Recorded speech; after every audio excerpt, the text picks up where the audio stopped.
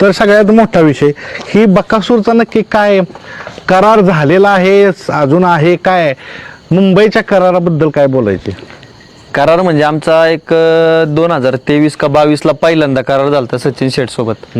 आणि त्या करारानंतर आता 2025 पर्यंत करार चालला तो.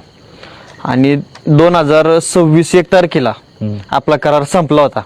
म्हणजे शेठने जे कराराचे पैसे आपल्याला दिले होते ते 2025 पर्यंत म्हणजे एंड डिसेंबरच्या 31 तारखेपर्यंत पैसे दिले होते.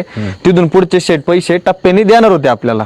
पण त्याच्या अगोदर शेठचं आणि मामाचं बोलणं झालं की आता आपण थांबूया येतं. एक गोडीने करार आमचा संपलेला आहे. शेठवर जेवढे पैसे दिले होते त्याच्यामध्ये आपण काय करार संपवलेला आहे. तसा पेपर आहे आपला मागच्या वर्षीतला. शेठने जर सांगितलं पेपर आहे आपला मागच्या वर्षीतला. पण त्याच्यावरती मामाचं त्याचं बोलणं आलतं. मामाचं त्याचं बोलणं आलतं शेठचं. त्यानंतर करार शेठचा स्वतः फोन आला, वैभव आपण करार इथं थांबूया. कारण शेठ ज्या दिवशी शेठ 2022 का 23ला आले होते करार करायला तेव्हा मीच मध्यस्थी होतो. मी आणि विठ्ठल नाना होते.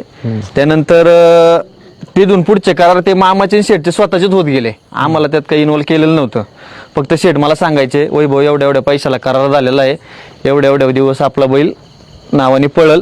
आणि मामाचा मोठेपणा सांगायचं म्हणलं तर आमचा करार होता फक्त मुंबईच्या नावासाठी.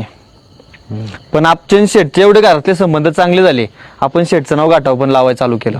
पण आता म्हणजे सद्यस्थिती काय करार संपलेला आहे? हा संपलेला आहे करार. कोळ्याच्या मैदानाच्या दिवशी शेठचं मा बोलणं झालं होतं की करार आपण इथं थांबूया.